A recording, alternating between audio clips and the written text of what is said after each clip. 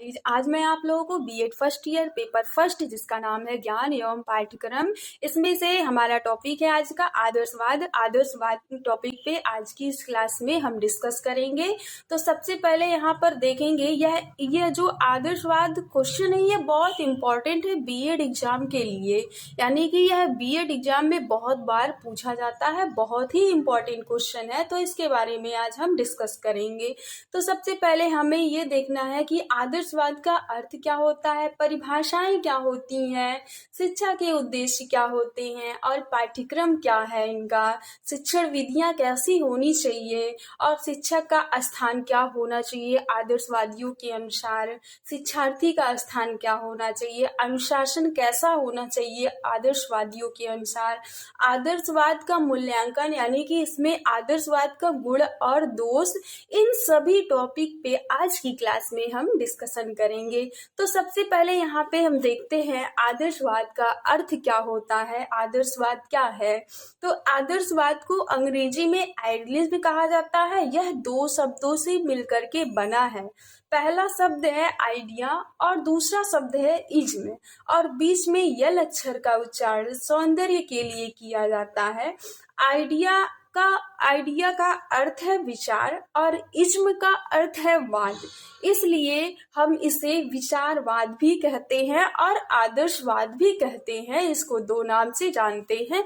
तो यहाँ पे हमें ये देखना है आदर्शवाद का अर्थ, कुछ हमने डिफिनेशन बताया, उसके बाद इसके नीचे कुछ फिगर बना देने हैं। बीएड एग्जाम में फिगर बना देने पे बहुत ही अच्छे मार्क्स मिलते हैं।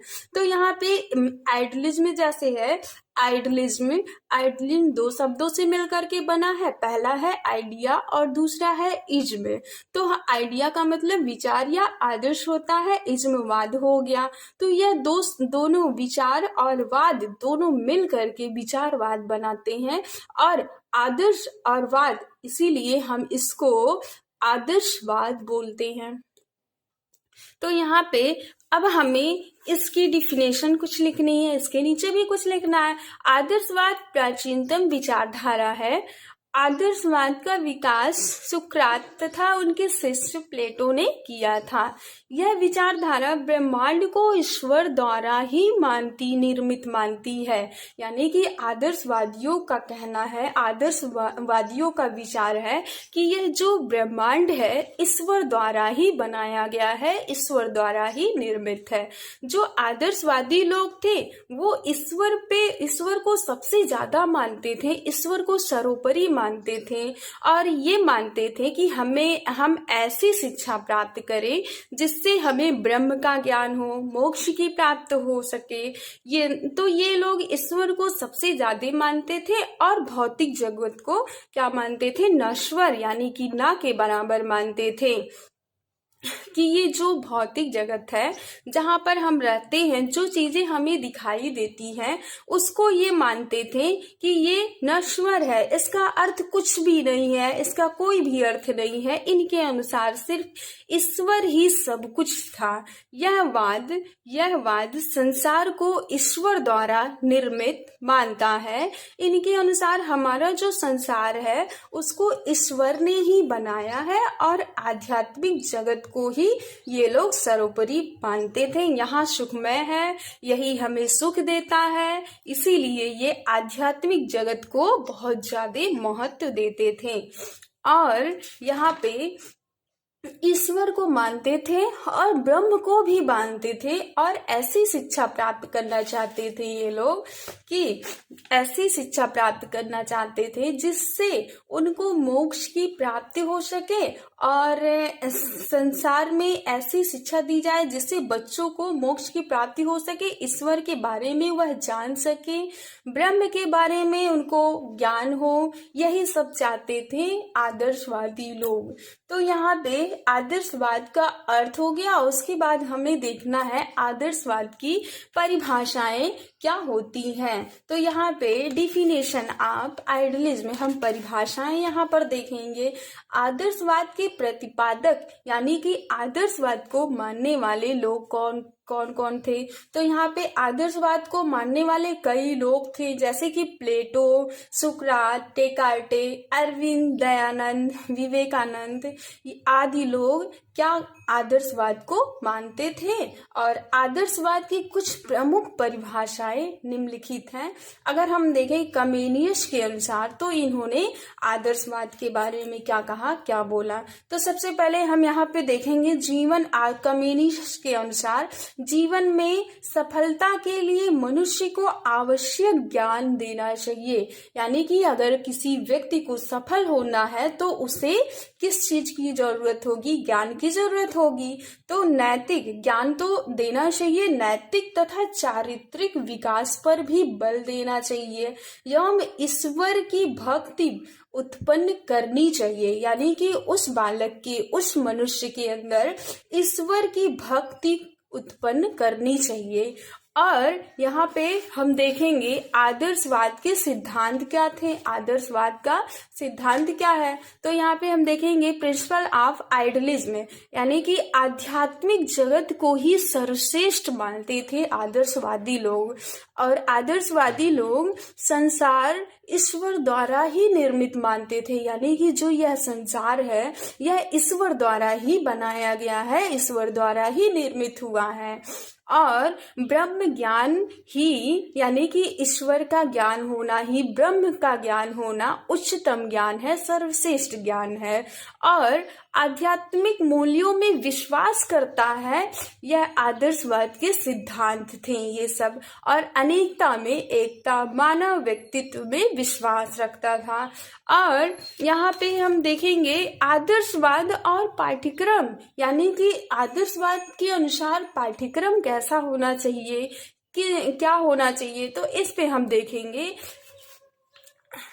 आदर्शवादियों के अनुसार पाठ्यक्रम मानव के विचारों, आदर्शों एवं अनुभवों पर आधारित होना चाहिए।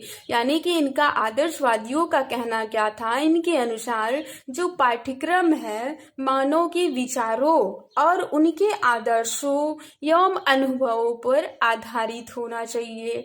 आदर्शवादियों के अनुसार पाठ्यक्रम में ऐसे विषयों को शामिल किया जाए जिससे व्यक्ति का आध्यात्मिक विकास किया जा सके।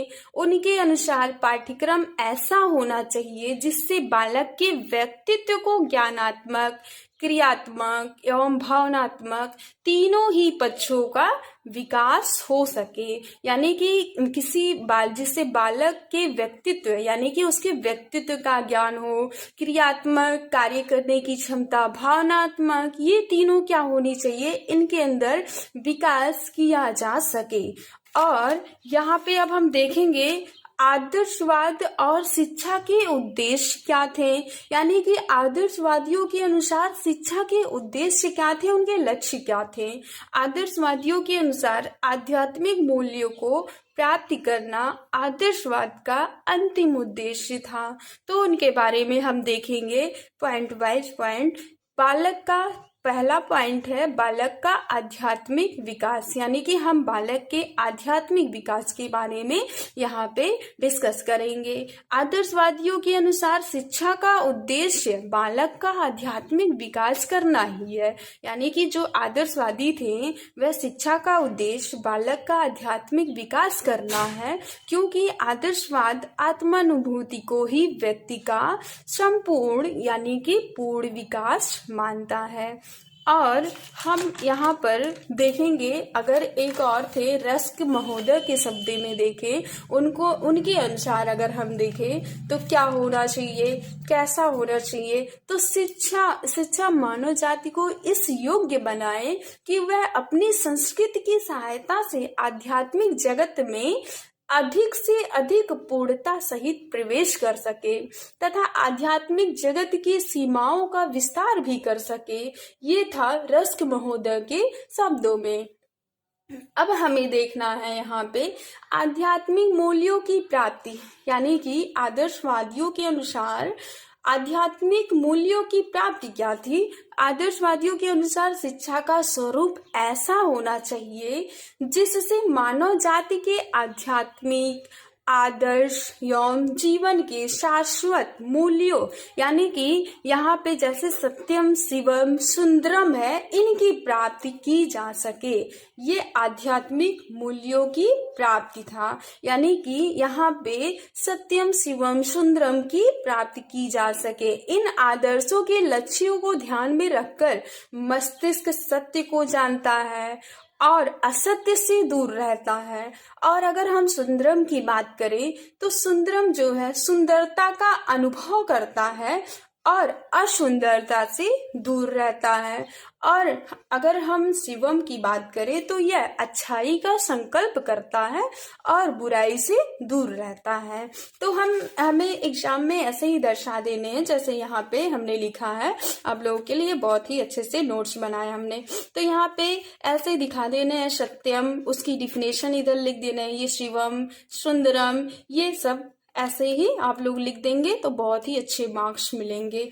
तो यहाँ पे हमारा तीसरा पॉइंट था, तीसरा पॉइंट है क्या है, यानी कि शिक्षा के उद्देश्य में हम लोग देख रहे हैं आदर्शवाद के अनुसार शिक्षा के उद्देश्य क्या थे, तो उसमें से 2 पॉइंट हमारा हो गया। अब तीसरा पॉइंट हमें देखना है सांस्कृतिक विरासत की समृद्धि, यानी कि जो सांस्कृतिक विरासत की समृद्धि के बारे में अगर हम देखें तो ये क्या है।